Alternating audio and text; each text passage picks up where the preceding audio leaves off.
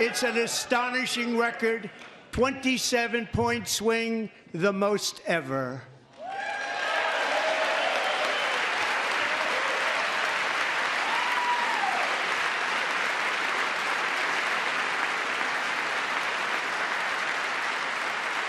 Likewise, small business optimism saw its single largest one-month gain ever recorded, a 41-point jump.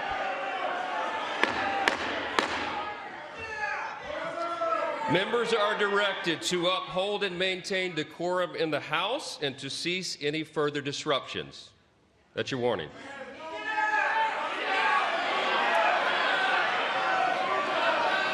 Members are engaging in willful and continuing breach of decorum, and the chair is prepared to direct the Sergeant-at-Arms to restore order to the joint session.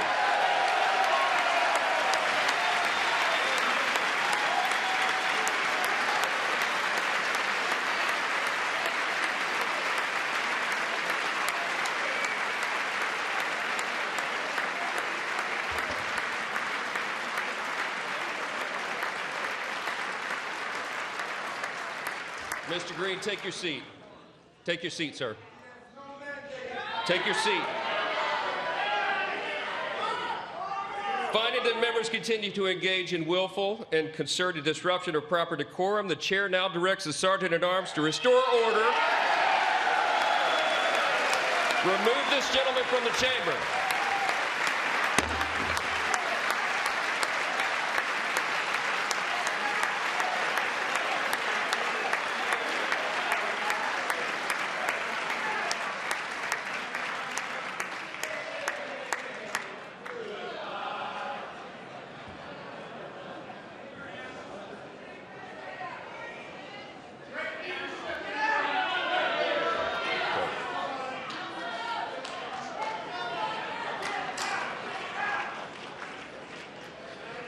Members are directed to uphold and maintain decorum in the House.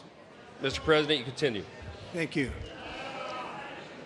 Over the past 6 weeks, I have signed nearly 100 executive orders and taken more than 400 executive actions, a record to restore common sense, safety, optimism, and wealth all across our wonderful land. The people elected me to do the job, and I'm doing it.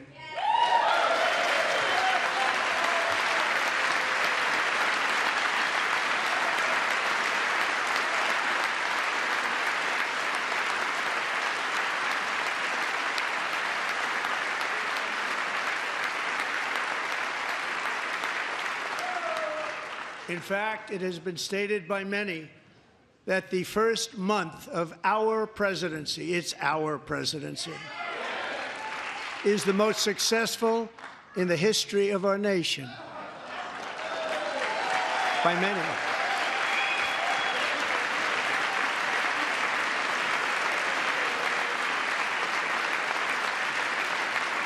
And what makes it even more impressive is that, do you know who number 2 is? George Washington. How about that? How about it? I don't know about that list, but we'll take it. Within hours of taking the oath of office, I declared a national emergency on our southern border, and I deployed the U.S. military and Border Patrol to repel the invasion of our country. And what a job they've done. As a result, illegal border crossings last month were by far the lowest ever recorded, ever.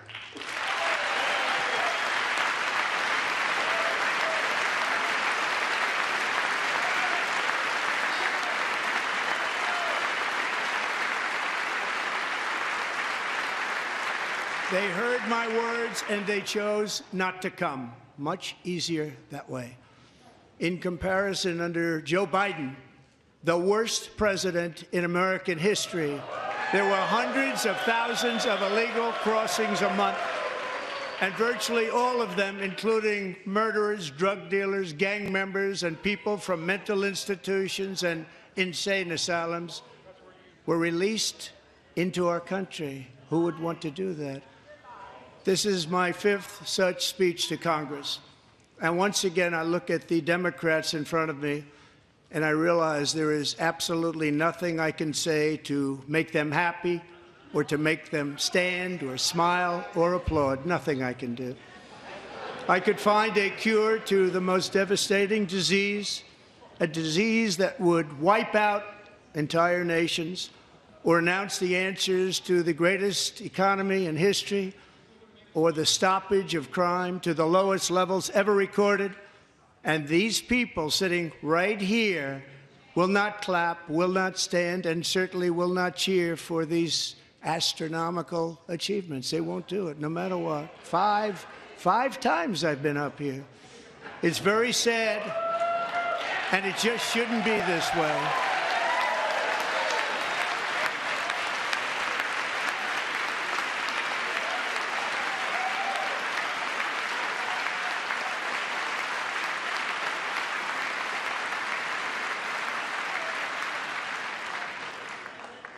So Democrats sitting before me, for just this one night, why not join us in celebrating so many incredible wins for America?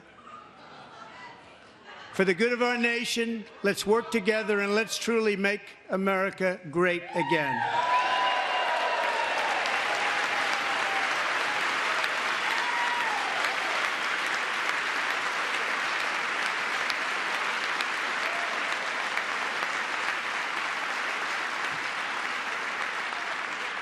Every day, my administration is fighting to deliver the change America needs to bring a future that America deserves, and we're doing it. This is a time for big dreams and bold action. Upon taking office, I imposed an immediate freeze on all federal hiring, a freeze on all new federal regulations, and a freeze on all foreign aid.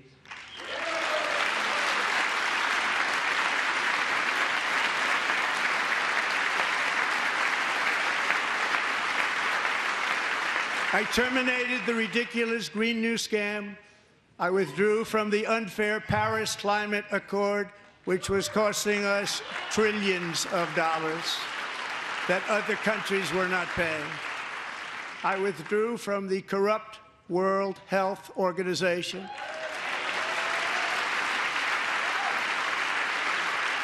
And I also withdrew from the anti-American UN Human Rights Council.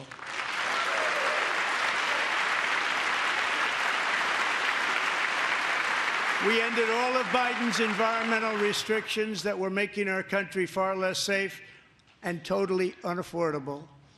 And importantly, we ended the last administration's insane electric vehicle mandate, saving our auto workers and companies from economic destruction.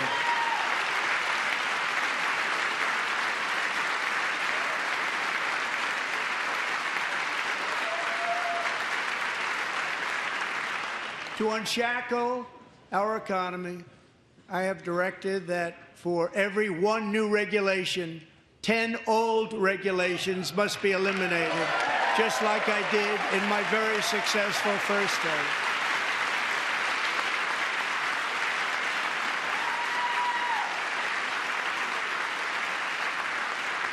And in that first term, we set records on ending unnecessary rules and regulations like no other president had done before. We ordered all federal workers to return to the office. They will either show up for work in person or be removed from their job.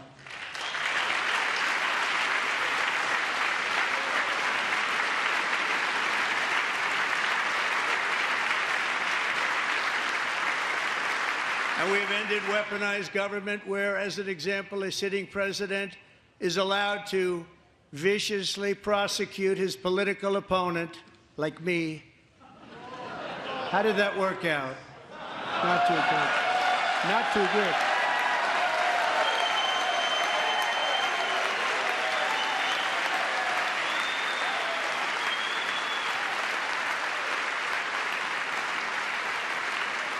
And I have stopped all government censorship and brought back free speech in America. It's back.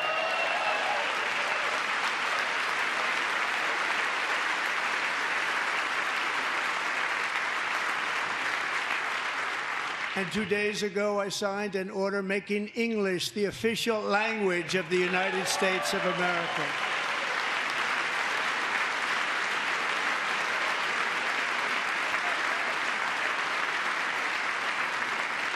I renamed the Gulf of Mexico the Gulf of America.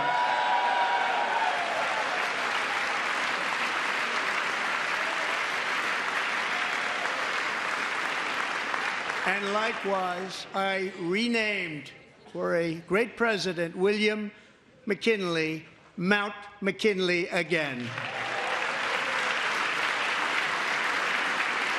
Beautiful Alaska. We love Alaska. We've ended the tyranny of so-called diversity, equity, and inclusion policies all across the entire federal government and, indeed, the private sector and our military. And our country will be woke no longer.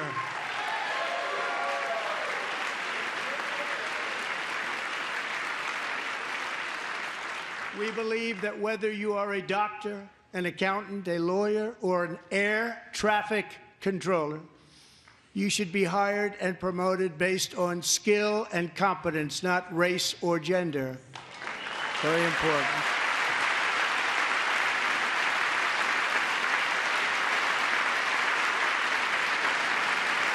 You should be hired based on merit. And the Supreme Court, in a brave and very powerful decision, has allowed us to do so. Thank you. Thank you very much.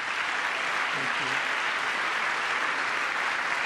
you. We have removed the poison of critical race theory from our public schools, and I signed an order making it the official policy of the United States government that there are only two genders, male and female.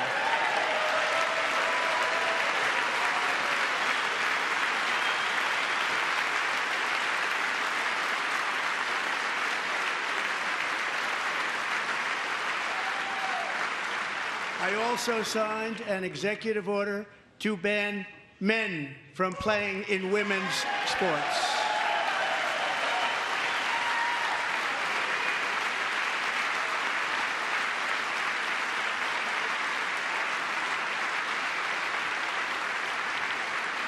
Three years ago, Peyton McNabb was an all-star high school athlete, one of the best, preparing for a future in college sports.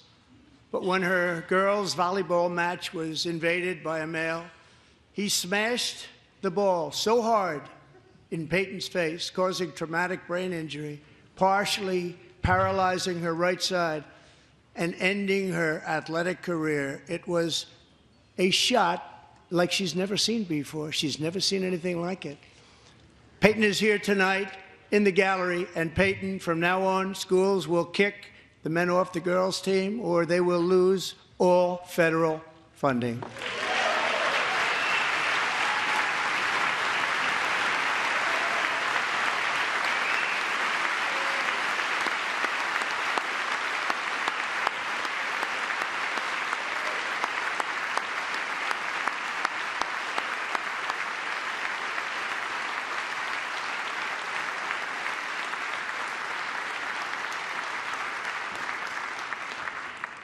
And if you really want to see numbers, just take a look at what happened in the women's boxing, weightlifting, track and field, swimming, or cycling, where a male recently finished a long-distance race 5 hours and 14 minutes ahead of a woman for a new record by 5 hours.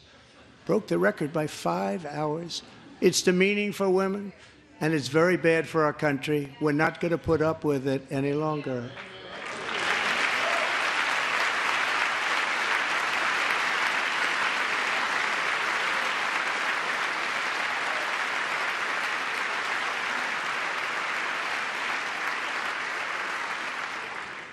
What I have just described is only a small fraction of the common sense revolution that is now, because of us, sweeping the entire world. Common sense has become a common theme, and we will never go back. Never. Never going to let that happen. Among my very highest priorities is to rescue our economy and get dramatic and immediate relief to working families. As you know, we inherited from the last administration an economic catastrophe and an inflation nightmare.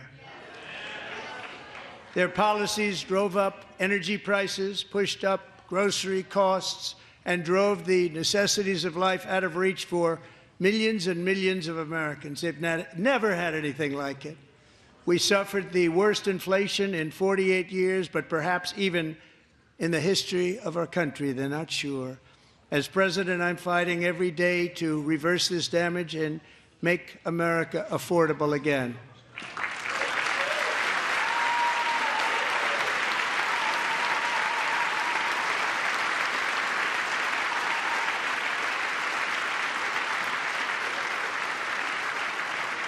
Joe Biden especially let the price of eggs get out of control.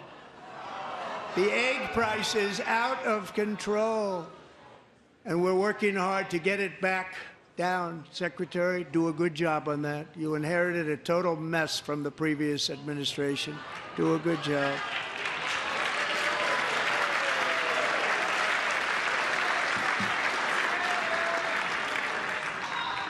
A major focus of our fight to defeat inflation is rapidly reducing the cost of energy.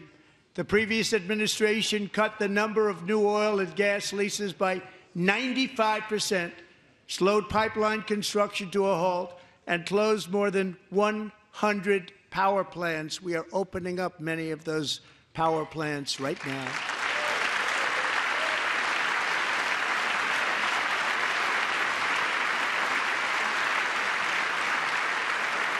And frankly, we have never seen anything like it.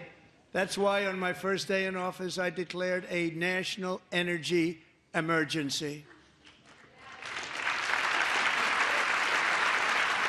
As you've heard me say many times, we have more liquid gold under our feet than any nation on earth, and by far. And now I fully authorize the most talented team ever assembled to go and get it. It's called Drill, Baby, Drill.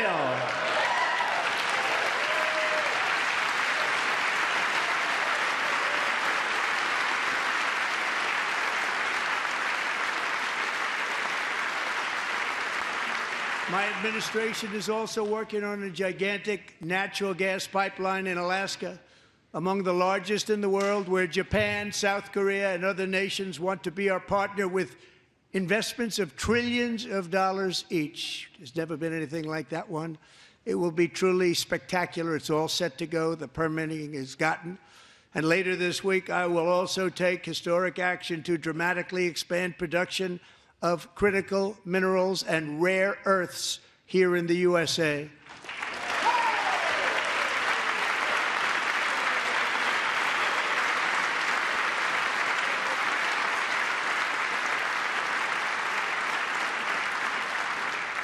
To further combat inflation, we will not only be reducing the cost of energy, but will be ending the flagrant waste of taxpayer dollars.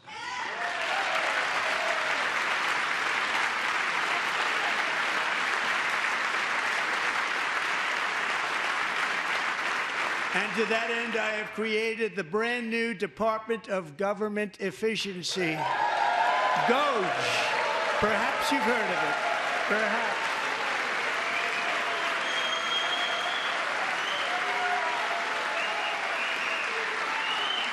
Which is headed by Elon Musk, who is in the gallery tonight.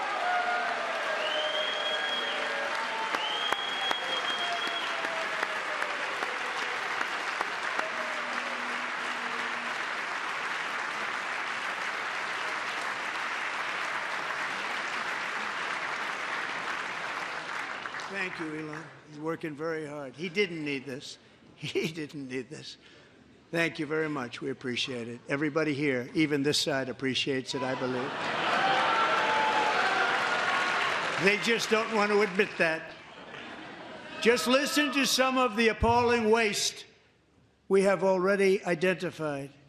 $22 billion from HHS to provide free housing and cars for illegal aliens. $45 million for diversity, equity, and inclusion scholarships in Burma. $40 million to improve the social and economic inclusion of sedentary migrants. Nobody knows what that is. $8 million to promote LGBTQI+ in the African nation of Lesotho, which nobody has ever heard of. $60 million for indigenous peoples and Afro-Colombian empowerment in Central America. $60 million. $8 million for making mice transgender. This is real. $32 million for a left-wing propaganda operation in Moldova. $10 million for male circumcision in Mozambique. $20 million for the Arab Sesame Street in the Middle East. It's a program. $20 million for a program.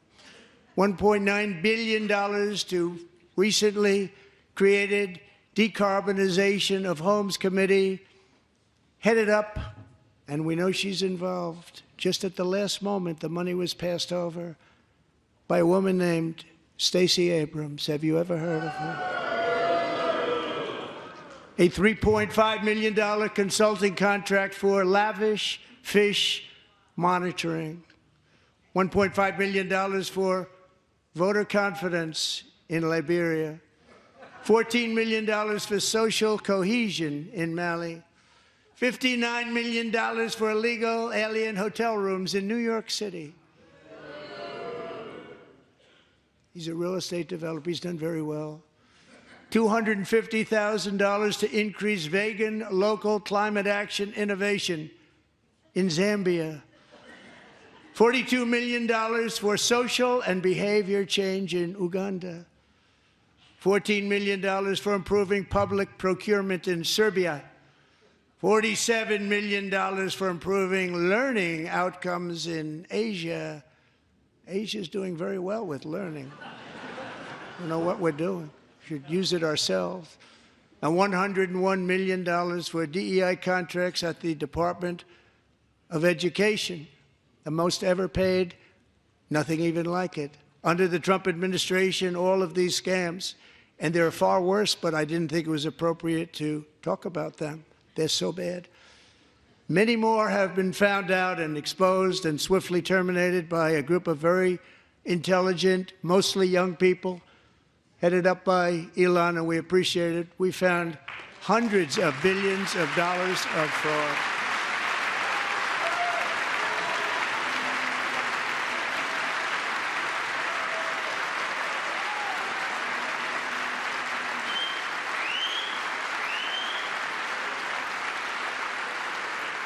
And we've taken back the money and reduced our debt to fight inflation and other things. Taken back a lot of that money. We got it just in time. This is just the beginning. The Government Accountability Office, a federal government office, has estimated annual fraud of over $500 billion in our nation, and we are working very hard to stop it. We're going to. We're also identifying shocking levels of incompetence and probable fraud in the Social Security program for our seniors, and that our seniors and people that we love rely on. Believe it or not, government databases list 4.7 million Social Security members from people aged 100 to 109 years old. It lists 3.6 million people from ages 110 to 119. I don't know any of them. I know some people that are rather elderly, but not quite that elderly. 3.47 million people from ages 120 to 129. 3.9 million people from ages 130 to 139. 3.5 million people from ages 140 to 149. And money is being paid to many of them, and we're searching right now. In fact, Pam, good luck. Good luck. You're going to find it. But a lot of money is paid out to people because it just keeps getting paid, and nobody does, and it really hurts Social Security and hurts our country. 1.3 million people from ages 150 to 159, and over 130,000 people, according to the Social Security databases, are age over 160 years old. We have a healthier country than I thought, Bobby.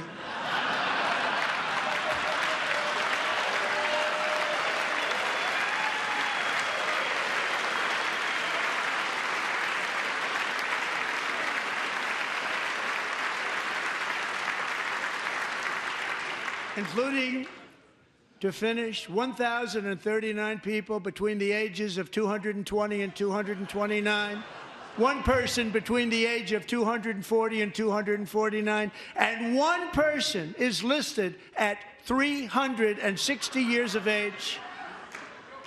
More than 100 years older than our country. But we're going to find out where that money's going, and it's not going to be pretty. By slashing all of the fraud, waste, and theft we can find, we will defeat inflation, bring down mortgage rates, lower car payments and grocery prices, protect our seniors, and put more money in the pockets of American families.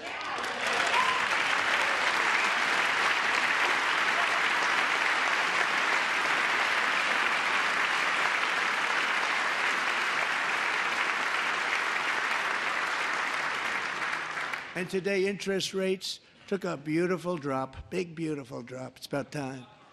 And in the near future, I want to do what has not been done in 24 years, balance the federal budget. We're going to balance it.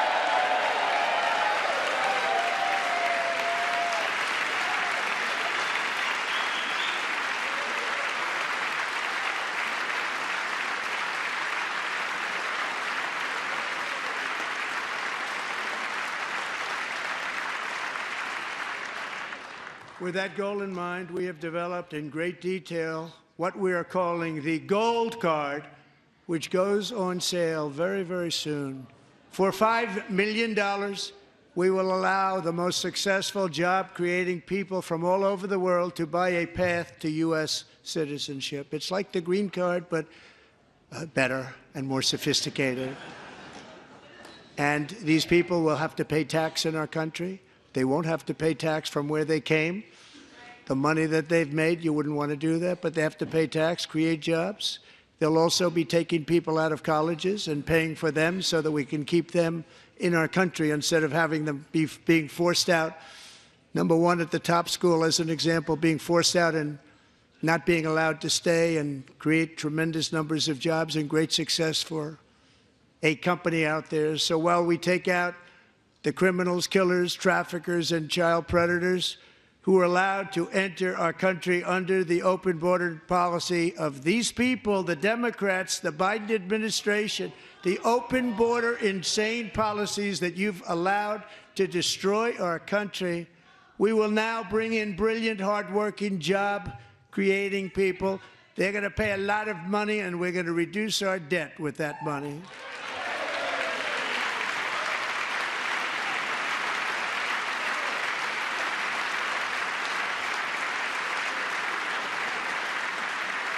Americans have given us a mandate for bold and profound change. For nearly 100 years, the federal bureaucracy has grown until it has crushed our freedoms, ballooned our deficits, and held back America's potential in every possible way. The nation founded by pioneers and risk-takers now drowns under millions and millions of pages of regulations and debt. Approvals that should take 10 days to get instead take 10 years, 15 years, and even 20 years before you're rejected.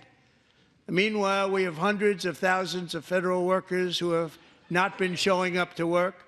My administration will reclaim power from this unaccountable bureaucracy and we will restore true democracy to America again.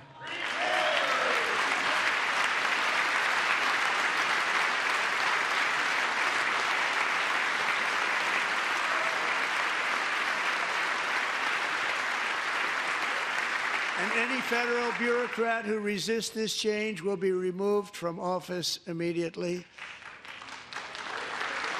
Because we are draining the swamp.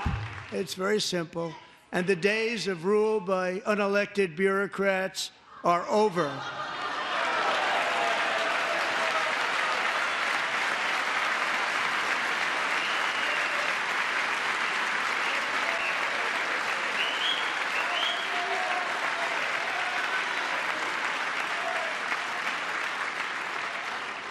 And the next phase of our plan to deliver the greatest economy in history is for this Congress to pass tax cuts for everybody. They're in there. They're waiting for you to vote. And I'm sure that the people on my right, I don't mean the Republican right, but my right here, I'm sure you're going to vote for those tax cuts, because otherwise I don't believe the people will ever vote you into office. So I'm doing you a big favor by telling you that. But I know this group is going to be voting for the tax.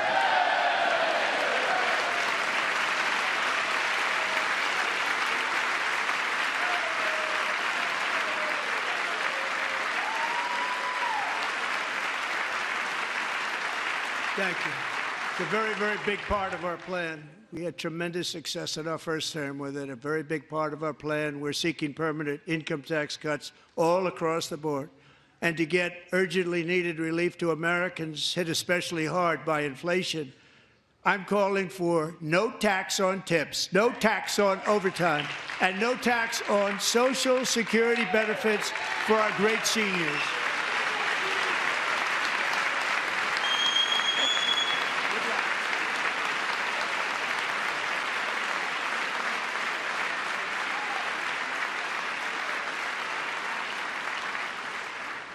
And I also want to make interest payments on car loans tax deductible, but only if the car is made in America.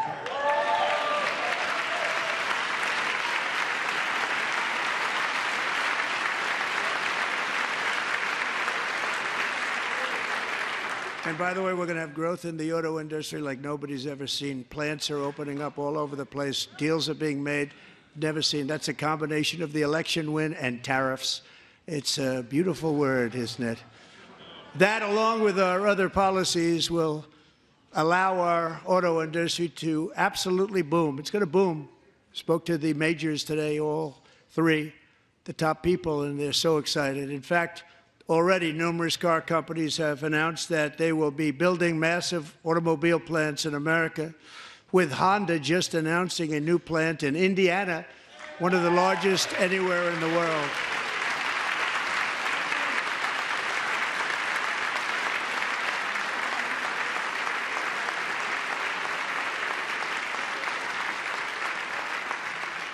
And this has taken place since our great victory on November 5th, a date which will hopefully go down as one of the most important in the history of our country.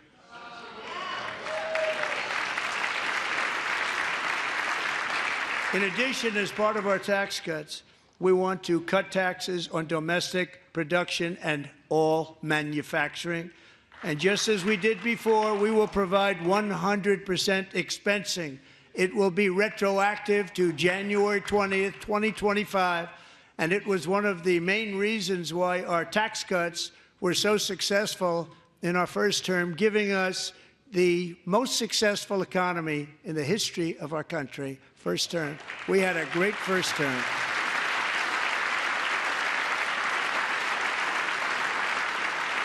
If you don't make your product in America, however, under the Trump administration, you will pay a tariff, and in some cases, a rather large one.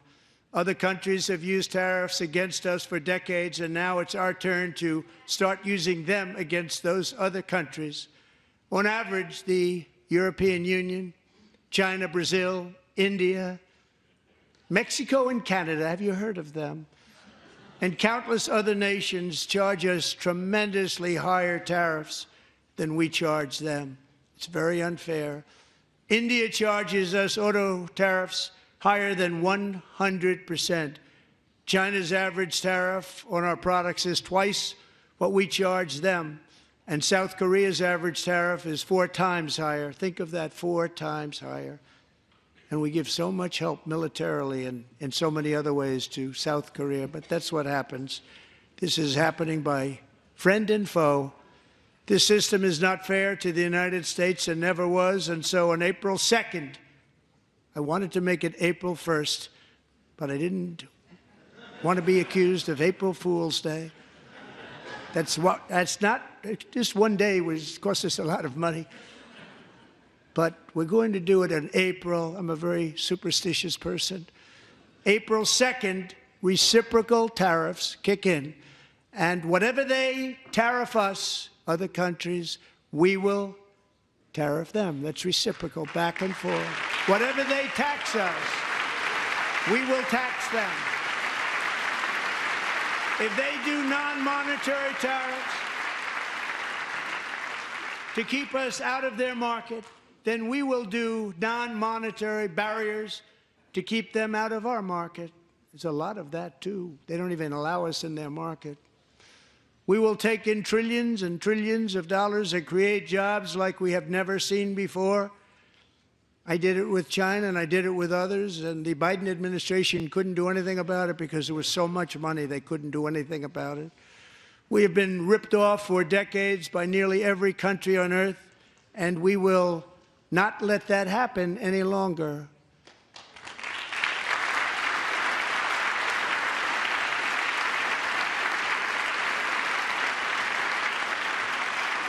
Much has been said over the last 3 months about Mexico and Canada, but we have very large deficits with both of them. But even more importantly, they've allowed fentanyl to come into our country at levels never seen before, killing hundreds of thousands of our citizens and many very young, beautiful people, destroying families. Nobody's ever seen anything like it. They are, in effect, receiving subsidies of hundreds of billions of dollars. We pay subsidies to Canada and to Mexico of hundreds of billions of dollars, and the United States will not be doing that any longer. We're not going to do it any longer.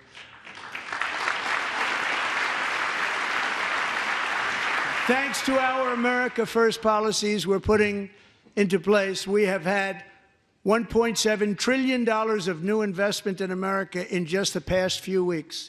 The combination of the election and our economic policies that people of SoftBank, one of the most brilliant anywhere in the world, announced a $200 billion investment. OpenAI and Oracle, Larry Ellison, announced $500 billion investment, which they wouldn't have done if Kamala had won. Apple announced $500 billion investment. Tim Cook called me. He said, I cannot spend it fast enough. It's going to be much higher than that, I believe. They'll be building their plants here instead of in China. And just yesterday, Taiwan Semiconductor, the biggest in the world, most powerful in the world, has a tremendous amount, 97% of the market, announced a $165 billion investment to build the most powerful chips on earth right here in the USA.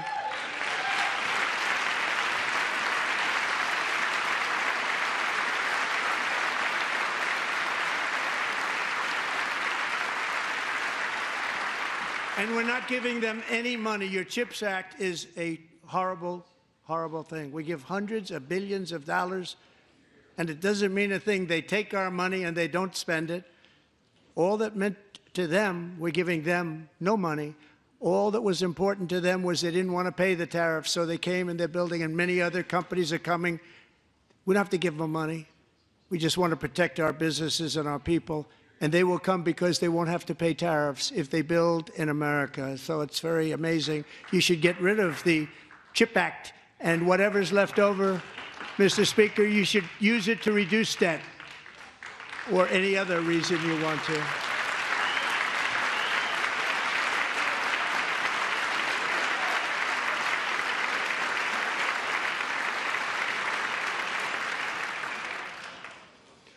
Our new trade policy will also be great for the American farmer. I love the farmer.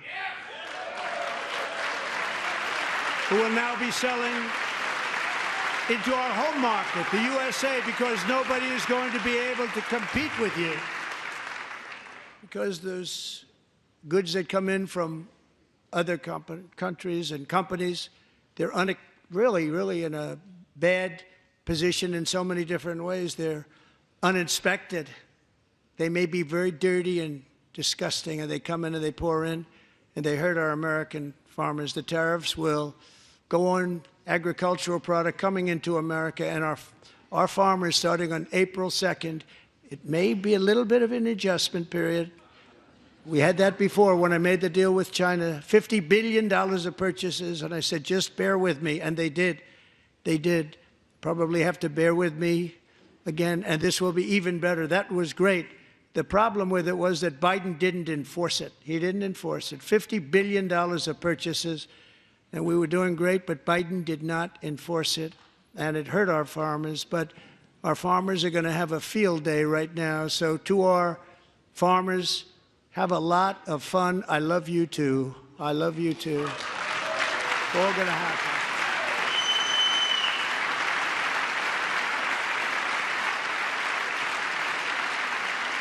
And I have also imposed a 25% tariff on foreign aluminum, copper, lumber, and steel, because if we don't have, as an example, steel and lots of other things, we don't have a military, and frankly, we just won't have a country very long.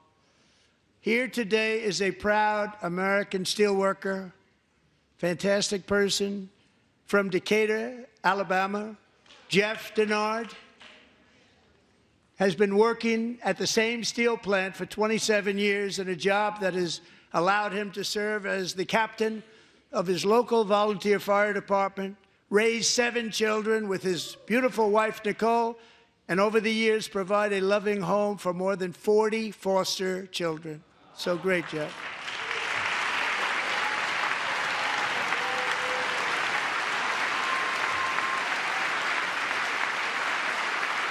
Thank you, Jeff.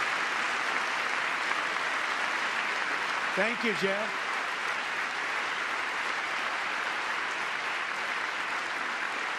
Stories like Jeff's remind us that tariffs are not just about protecting American jobs. They're about protecting the soul of our country. Tariffs are about making America rich again and making America great again, and it's happening, and it will happen rather quickly. There'll be a little disturbance, but we're okay with that. It won't be much. No, you're not. Oh. And look where Biden took us, very low, the lowest we've ever been. Jeff, I want to thank you very much, and I also want to recognize another person who has devoted herself to foster care community. She works so hard on it. A very loving person, our magnificent First Lady of the United States.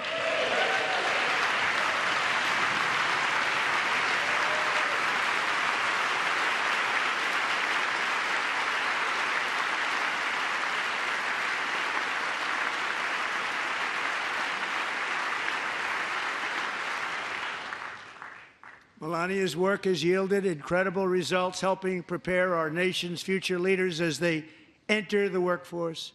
Our First Lady is joined by 2 impressive young women, very impressive. Haley Ferguson, who benefited from the First Lady's Fostering the Future initiative and is poised to complete her education and become a teacher. And Elliston Berry, who became a victim of an illicit deepfake image produced by a peer. With Elliston's help, the Senate just passed the Take It Down Act, and this is so important. Thank you very much, John. John Thune, thank you. Stand up, John. Thank you, John.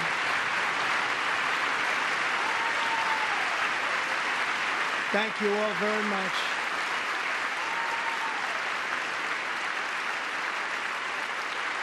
Thank you. And thank you to John Thune and the Senate. Great job. To criminalize the publication of such images online is a terrible, terrible thing. And once it passes the House, I look forward to signing that bill into law. Thank you. And I'm going to use that bill for myself, too, if you don't mind. Because nobody gets treated worse than I do online. Nobody. That's great. Thank you very much to the Senate. Thank you. But if we truly care about protecting Americans' children, no step is more crucial than securing America's borders.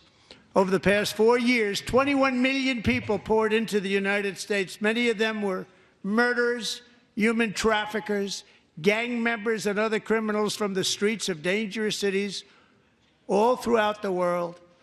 Because of Joe Biden's insane and very dangerous open border policies, they are now strongly embedded in our country, but we are getting them out and getting them out fast.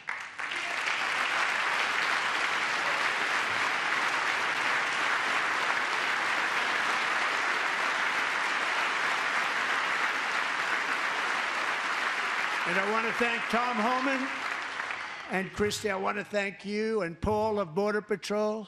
I want to thank you. What a job they've all done, everybody. Border Patrol, ICE, law enforcement in general is incredible. We have to take care of our law enforcement. Have to.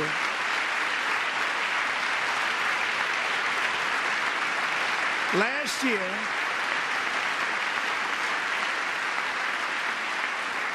a brilliant 22-year-old nursing student named Laken Riley, the best in her class, admired by everybody, went out for a jog on the campus of the University of Georgia. That morning, Laken was viciously attacked, assaulted, beaten, brutalized, and horrifically murdered. Laken was stolen from us by a savage illegal alien gang member who was arrested while trespassing across Biden's open southern border and then set loose into the United States under the heartless policies of that failed administration. It was indeed a failed administration. He had then been arrested and released in a Democrat-run sanctuary city, a disaster, before ending the life of this beautiful young angel. With us this evening are Laken's beloved mother, Allison, and her sister, Lauren.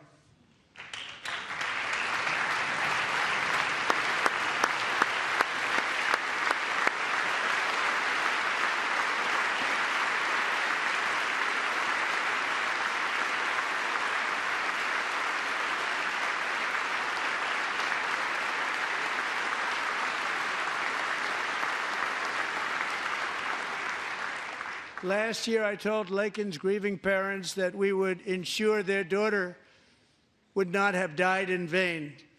That's why the very first bill I signed into law as your 47th president mandates the detention of all dangerous criminal aliens who threaten public safety. It's a very strong, powerful act.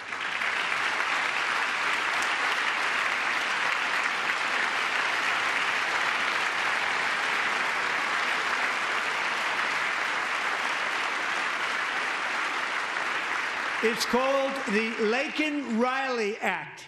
So Allison and Lauren, America will never, ever forget our beautiful Laken Hope Riley.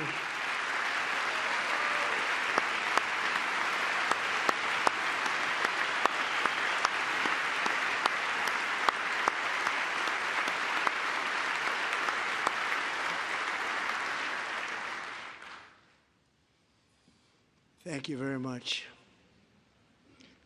Since taking office, my administration has launched the most sweeping border and immigration crackdown in American history, and we quickly achieved the lowest numbers of illegal border crossers ever recorded. Thank you.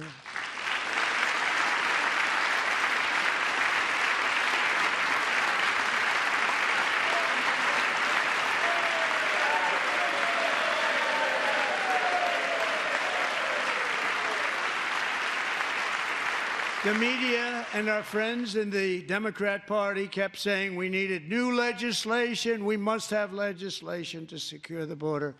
But it turned out that all we really needed was a new president.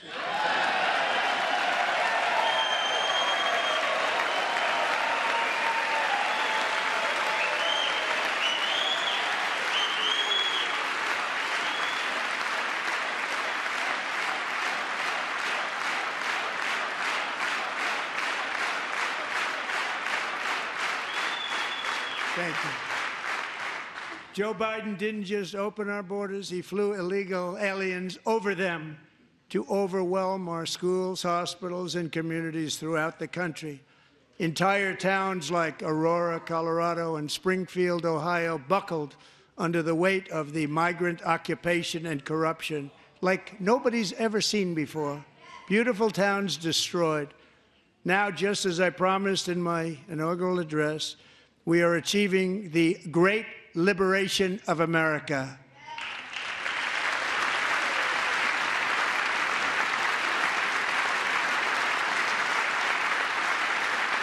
But there still is much work to be done. Here tonight is a woman I have gotten to know, Alexis Nungari from Houston. Wonderful woman. Last June, Alexis's 12-year-old daughter, her precious Jocelyn, walked to a nearby convenience store. She was kidnapped, tied up, assaulted for 2 hours under a bridge, and horrifically murdered. Arrested and charged with this heinous crime are 2 illegal alien monsters from Venezuela, released into America by the last administration through their ridiculous open border. The death of this beautiful 12-year-old girl and the agony of her mother and family touched our entire nation greatly. Alexis, I promised that we would always remember your daughter, your magnificent daughter, and earlier tonight, I signed an order keeping my word to you. One thing I have learned about Jocelyn is that she loved animals so much. She loved nature. Across Galveston Bay, from where Jocelyn lived in Houston, you will find a magnificent national wildlife refuge, a pristine, peaceful, 34,000-acre sanctuary for all of God's creatures on the edge of the Gulf of America. Alexis, moments ago, I formally renamed that refuge in loving memory of your beautiful daughter, Jocelyn. So, Mr. Vice President, if you would, may I have the order?